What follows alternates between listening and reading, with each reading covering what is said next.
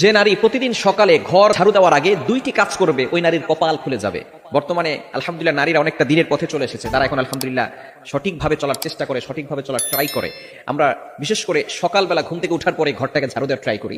ঘরটাকে ঝাড়ু দেয়, বিশেষ করে মা বোনেরা যারা আছেন ঘরটাকে পরিষ্কার পরিচ্ছন্ন রাখার জন্য ঘুম থেকে উঠার পরেই ঘর ঝাড়ু দেয়। এই ঘর ঝাড়ু দেওয়ার আগে কিছু কাজ করতে হবে। দুইটি কাজ যদি নারীরা করতে পারে ওই নারীর কপাল খুলে যাবে। এক নাম্বার হচ্ছে ফজরের সালাত আদায় করা।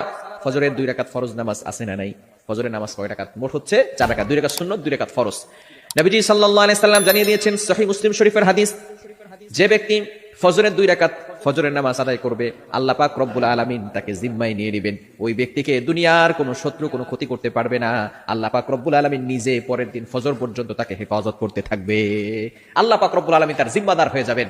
আমরা অনেকে সকালবেলা ঘুম থেকে উঠেই নামাজ না পড়ে ঘর ঝাড়ু দেই।